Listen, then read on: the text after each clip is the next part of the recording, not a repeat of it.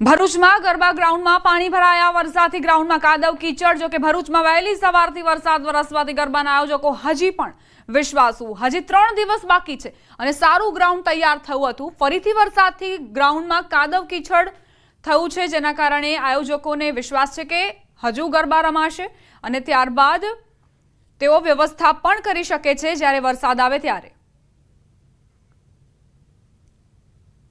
આ ગ્રાઉન્ડની અંદર પબ્લિક હતી, પરંતુ આપ જોઈ રહ્યા છો કે પરિસ્થિતિ અત્યારે ખૂબ જ ખરાબ છે। ભરૂચમાં સવારના સમયે વરસાદ વરસ્યો હતો અને ગરબા આયોજક અને જે સંચાલકો છે એમને ચિંતા ઊભી થઈ હતી।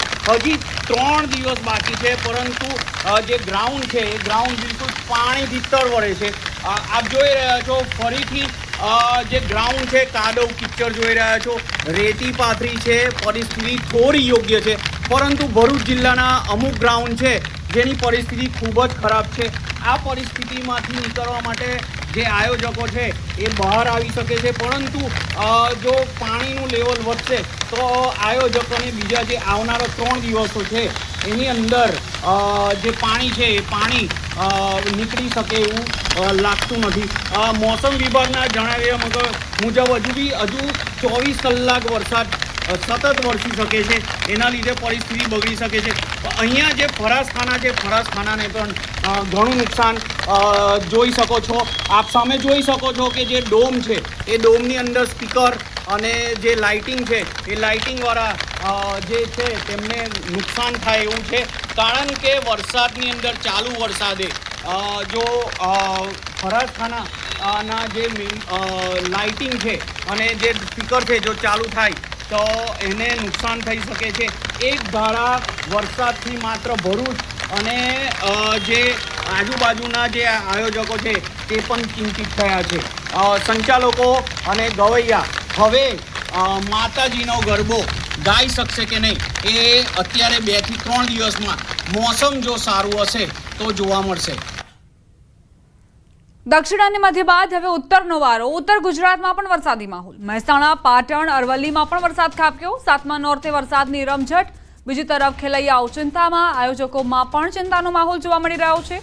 વરસાદ રોકાયા બાદ જે પાણી છે તેને બહાર કાઢવાની પ્રક્રિયા હાથ ધરવામાં આવશે। રાહ જોવાઈ રહી છે કે ક્યારે વરસાદ રોકાય અને આયોજકો ફરીથી ગ્રાઉન્ડમાં કાદવ કીચડ દૂર કરે।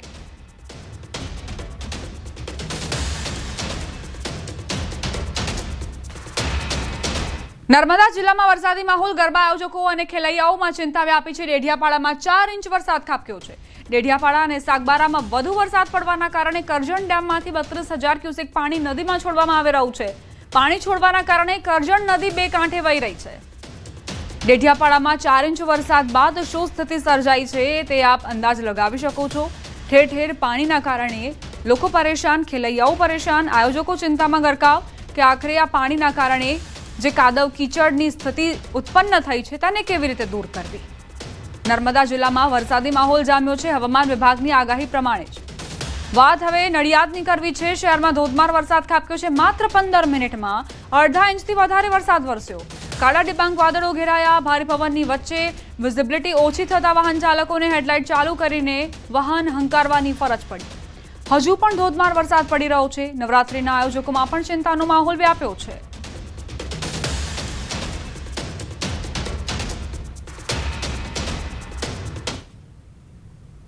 આ તરફ પાટણ જિલ્લાના વાતાવરણમાં પલટો આવ્યો। સિદ્ધપુર અને હારીજ તાલુકામાં પવન સાથે વરસાદ ખાબક્યો। સરસ્વતી તાલુકામાં પણ કેટલાક ગામોમાં વરસાદ। નવરાત્રીનું આયોજન કરતા ગરબા આયોજકો અને ખેલૈયાઓની ચિંતામાં વધારો। વરસાદ અને 7મા નોરતો બની શકે છે જિલ્લામાં વિલન।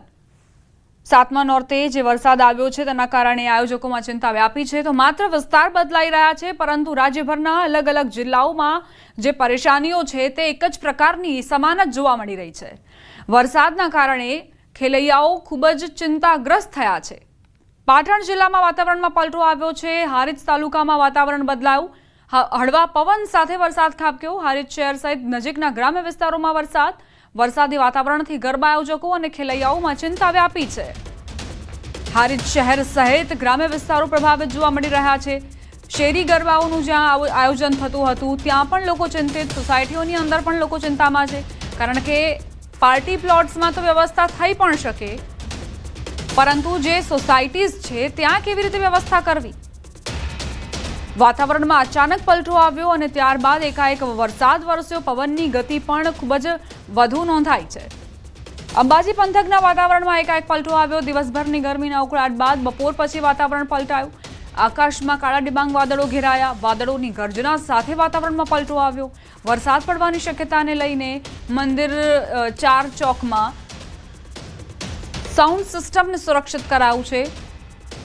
સાઉન્ડ સિસ્ટમ અને લાઇટિંગને પ્લાસ્ટિકથી ઢાંકવામાં આવ્યા. વરસાદ પડે તે પહેલા સાઉન્ડ અને લાઇટિંગને સુરક્ષિત કરાઈ. જો વરસાદ પડે તો આજે નવરાત્રિની મજા બગડી શકે છે.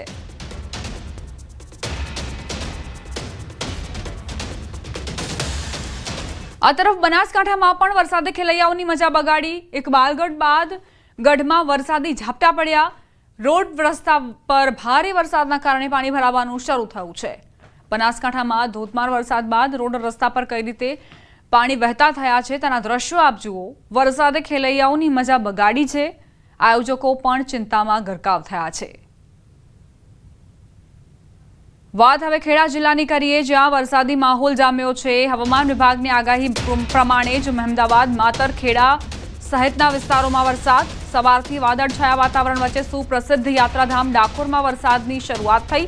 ડાકોર સહિત આસપાસ તેમના ગ્રામ્ય વિસ્તારમાં વરસાદી માહોલ છવાયો. હવામાન ખાતા અને અંબાલાલ પટેલની આગાહી પ્રમાણે વરસાદ વરસી રહ્યો છે. કાલસર, આગરવા, સુઈ, ધુણાદરા, સેવાપુરા સહિતના ગ્રામ્ય વિસ્તારો પ્રભાવિત થયા છે. માતરના લીંબાસી, ભલાડા સહિતના ગામડાઓમાં વરસાદ ખાબક્યો છે.